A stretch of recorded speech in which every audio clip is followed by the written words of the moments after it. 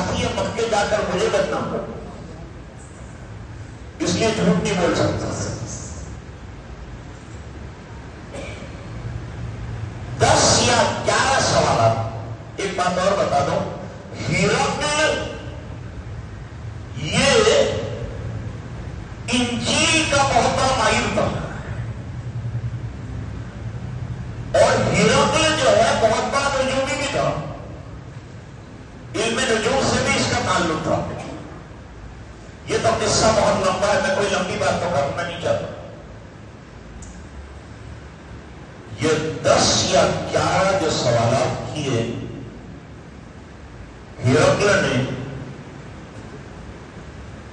وہ اس کے علمی صلاحیت پر دلالت کرتا۔ اس نے ایک سوال یہ کیا کہ یہ جو نبوت کا دعویٰ کرنے والے صاحب ہیں، یہ دعوت کیا دیتے ہیں؟ یہ حکومت کے خواہاں ہیں، یہ اقتدار چاہتے ہیں، یہ پیسہ چاہتے ہیں، یہ دولت چاہتے ہیں، یہ مال چاہتے ہیں، کیا چاہتے ہیں؟ پتہ چلے دعوت کیا دیتے ہیں؟ آج مسلمان کو کچھ دعوت معلوم نہیں۔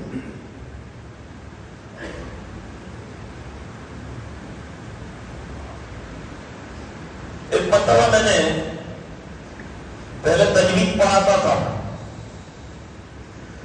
تو چھوٹے چھوٹے پرچے نکلتے تھے، اس میں جمال القرآن کا پرچہ بھی نکلا۔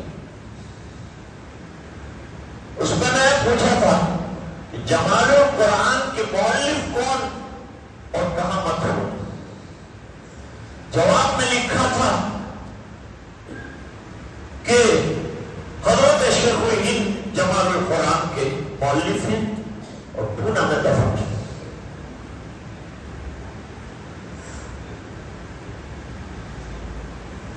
پھر ایک سوال کیا کہ مخارج کے بارے میں اختلاف ہے، کوئی 13، کوئی 14، کوئی 17 کہتا ہے، آپ کیا فرماتے؟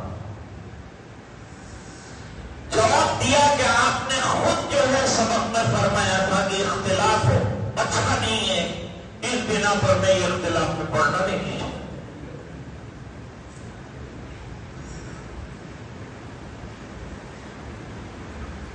اب دعوت سنو، ابو سفیان ایمان نہیں لائے۔ جب یہ دعوت سرکار کی ان کے دماغ میں بیٹھی ہوئی ہے، کیونکہ آقائے نامدار نے 13 سال مکہ مکرمہ میں گزارے ہیں اور اسی کی دعوت نہیں کی۔ فرمایا توحید کی دعوت دیتی، بتوں کو توڑ پھوڑ کر ختم کر دینے کی بات کرتے ہیں، اپنی رسالت کی بات کرتے ہیں، نماز کے بارے میں فرماتے ہیں، زکات دینے کے لیے کہتے ہیں، صلہ رحمی کرنے کے لیے فرمان، صلہ رحمی بہت بہت کام، عفاف اور پاک دامنی کا حکم دیتے ہیں، نصیحت کرتے ہیں، اپنے دامن کو گناہوں سے بچا کے رکھو۔ اب ایک مثال دیتا ہوں میں آپ کو، حضرت آپ کو شوق خوشی ہوئی، کوئی ولی بننا چاہے، آسان ہے، لیکن مشائخ فرماتے ہیں کہ اگر آنکھوں کا دریچہ غیر محرموں کے لیے کھلا رہا بلا دین۔ اب اس کو مثال سے سمجھو، ایک آدمی مکان بند کر کے گیا، فورن گیا اور فورن گیا، اور گھر کے کھڑکی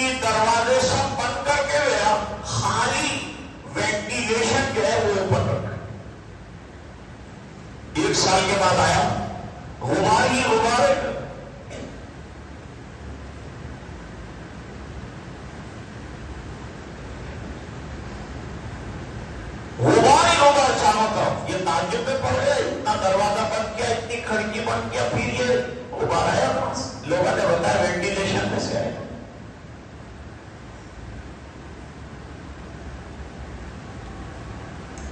جیسے مکان بند کیا، دروازے بند کیے، ونڈوز بند کیے اور وینٹیلیٹر میں سے غبار آیا، آپ نے سب بند کیا، نماز بھی پڑھی، روزہ بھی رکھا، تلاوت بھی کیا، آنکھوں کا وینٹیلیشن کنٹرول میں نہیں رکھا، دل میں اتنا غبار جمع ہو جائے گا کہ آپ گلی نہیں بچ سکتے۔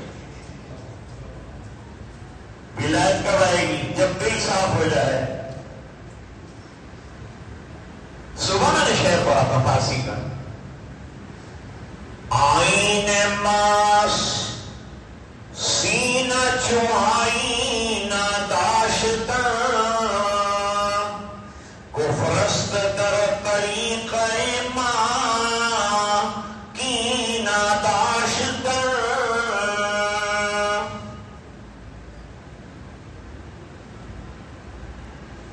ابھی حضرت مفتی صاحب دامت برکاتہم اناؤنسمنٹ کر رہے تھے، اس میں چند باتیں آئی تھیں، اس میں یہ کہ بھئی آج کتنے علماء جمع ہیں یہاں،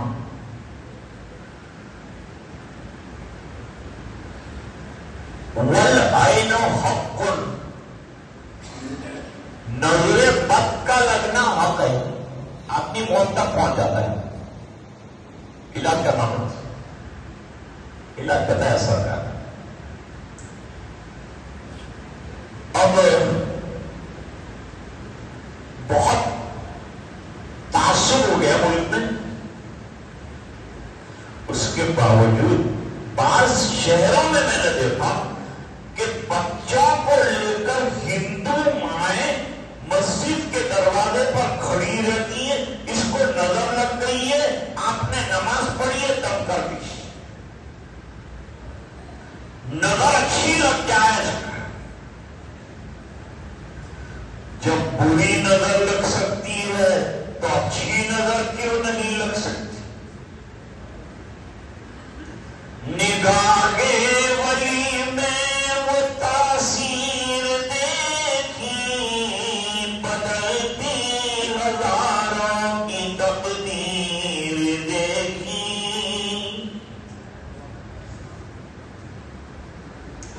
تو پاک دامنی، اب ایک سوال علماء کے اندر پیدا ہوتا ہے، کان سے سننا نہیں، زبان سے بولنا نہیں، آنکھیں کنٹرول کرو۔ اب جوانی کے کوئی تقاضے بھی، یہ تقاضوں کو پورا کیسے کرے گا؟ دنیا کا آوارہ ہو گئی، لیو ان ریلیشن شپ میں زندگی گزارتے ہیں، کب ساتھ رہتے ہیں کب الگ ہو جاتے ہیں، بچے کس کے ہوئے یہ بھی معلوم نہیں، ایسا عالم ہے۔ لیکن اسلام نے جو پاک دامنی کی بات کہی تو اس کا طریقہ بھی بتایا کہ پاک دامن میں کیسے سکتے، اگر اس کو اپنا لیا جائے تو دنیا انشاءاللہ یہ جو خرافات ہے، قیامت کی علامتوں میں سے ایک علامت جو چھوٹی علامات بیان کی ہیں، ان میں سے ایک علامت جو ہے وہ زنا کا کثرت سے ہونا، کثرت زنا۔ آئیے ذرا آپ کا مائنڈ دوسری طرف ڈائیورٹ کرتا ہوں کہ دین کتنا بہترین ہے کہ خالی میرا آپ کا علاج نہیں کرتے، پوری دنیا کا علاج کرتے۔ ہماری یہ غلطی ہو گئی کہ ہم نے یوں کہا کہ قرآن ہماری کتاب ہے، مسلمان کی کتاب ہے، نہیں، قرآن پورے عالم کی کتاب ہے، جو پڑھے گا ہدایت پائے گا، زندگی کی راہیں ملتی جائیں گی۔ حرف اور ریب نے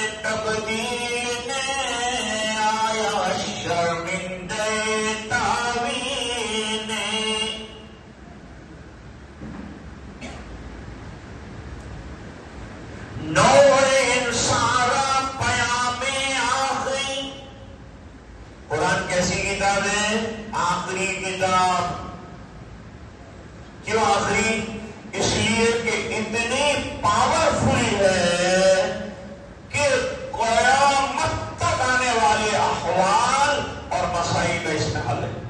قرآن میں اصول ہوتے ہیں، اجماع ہوتا ہے، تفصیل احادیث میں ہو، سب مل جائے. بھائی 1400 سال پہلے موبائل تھا؟ نہیں تھا. یہاں مفتیان کرام موجود ہیں، ہمارے حضرت اشرف العلوم کے حضرت مفتی صاحب بھی موجود. پوچھو ابھی جا کے کون سا مسئلہ پوچھنا ہے آپ کو موبائل کا، جائز ناجائز کا جواب دے دیں گے. دین آیا 1400 سال پہلے، دوسرے 14,000 سال نکل جائیں گے، قرآن پرانا نہیں ہوگا. دنیا کی کتابیں پرانی ہوتی جاتی ہیں اور قرآن جوان ہوتا جاتا ہے. روزانہ قرآن کی ضرورت پڑتی جاتی ہے. پڑھو اس کو، عمل کرو، سمجھو، اس کے مقاصد پر عمل کرو. کیوں آیا ہے قرآن کوئی معلوم ہے؟ یہی حال عبادتوں میں نماز کا ہے. ایک واقعہ سناؤں آپ کو. میرے دوست ڈاکٹر ہیں، اب انتقال ہو گئے، ڈینٹسٹ تھے، نمازوں میں بہت پابند. ٹرین میں کہیں بھی نماز پڑھو. آج کل تو تعصب ہو یا تھوڑا، ٹرین میں تو پھر بھی پڑھ سکتے ہیں، یہ ایئرپورٹ پر منع کرتے ہو. تو ان کے سامنے سیٹ پر ایک غیر مسلم بیٹھا ہوا. اس نے یوگا کیا. یوگا جانتے ہیں؟ قرآن دیو کے یوگا کیا. اس آدھا گھنٹہ لگا، الٹا ہوا، سیدھا ہوا، ادھر ہوا، ادھر ہوا، یوگا کر رہا، باڈی فٹ رکھے. یوگا کر لیا. اب ایک بات سناؤ. رام دیو نے ایکسرسائز کی صبح کی مجلس میں اعلان کیا کہ کوئی مسلمان ہو تو نکل جائے اور مسجد چلا جائے اور فجر کی نماز پڑھ لے، اس کو یوگا کی ضرورت نہیں. میرا جتنا یوگا اور نماز. اب یہ نماز، وہ یوگا کے بعد ڈاکٹر صاحب کا اثر کا وقت ہوا، انہوں نے مصلی بچھایا، 2 رکعت پڑھی، بیٹھ گئے. وہ غیر مسلم نے پوچھا، if you don't mind I will ask you the question. اگر آپ پرانا مانے تو ایک سوال کرنا. if I know the answer and reply میں reply نہیں آتا then I will ask the elders. بزرگوں کو پوچھیں گے، ہمارے بڑے بیٹھے ان کو پوچھیں. کہ یہ ابھی آپ نے کیا کیا؟ کہ نماز پڑھی. کیا کیا؟ یہ پریئر ہے. 24 hours کے اندر 5 ٹائم آپ کو پڑھنا ہوتا ہے. And in this manner, in this fashion. اچھا میں ایک بات کہوں. اس نے کہا غیر مسلم، تمہاری 2 رکعت نے میرے آدھا گھنٹے کے یوگے پر پانی پھیر دیا.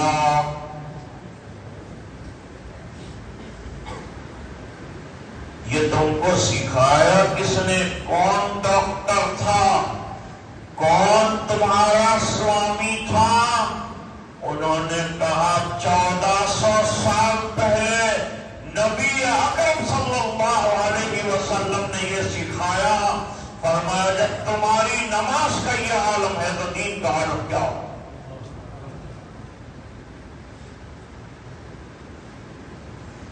ایک جگہ ہم لوگ ایسے پیندے تھے،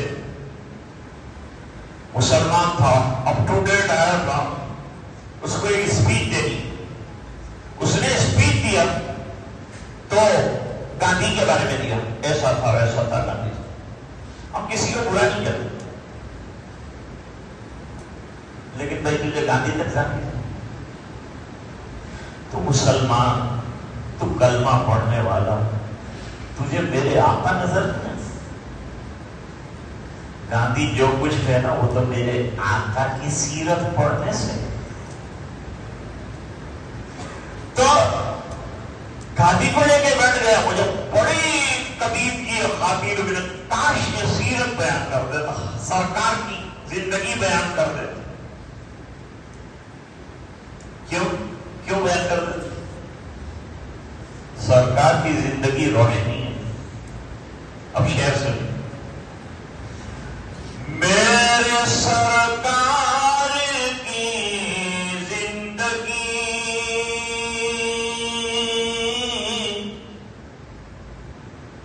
روشنی روشنی روشنی.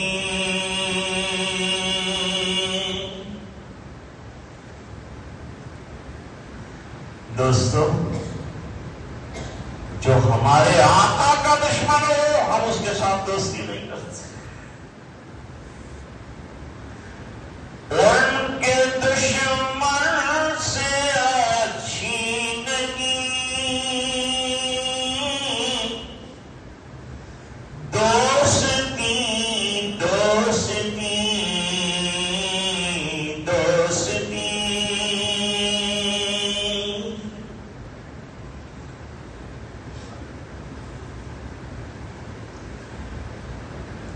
آج بے حیائیاں ہیں دنیا میں،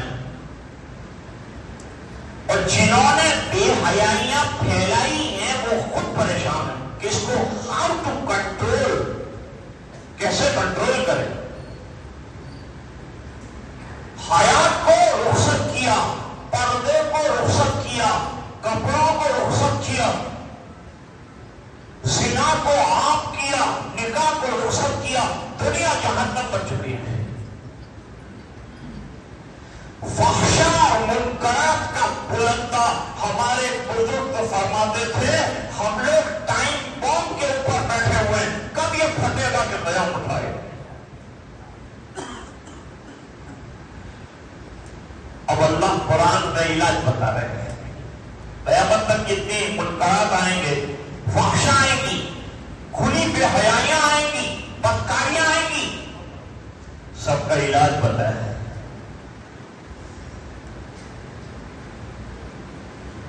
فرمایا اتل ما اوحی الیک من الکتاب. روزانہ قرآن میں سے کوئی حصہ پڑھا کرو. پڑھیں گے انشاءاللہ؟ روزانہ تلاوت کرو.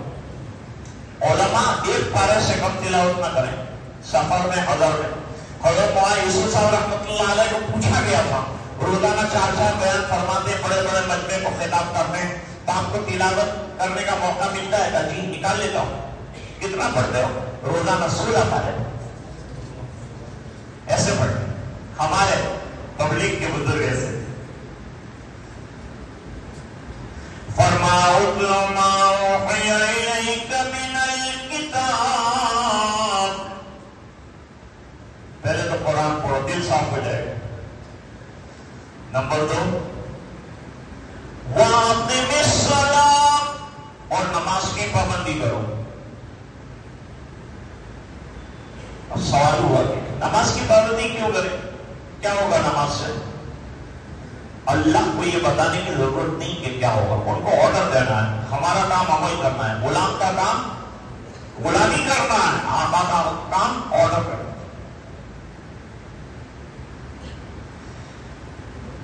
ان الصلاۃ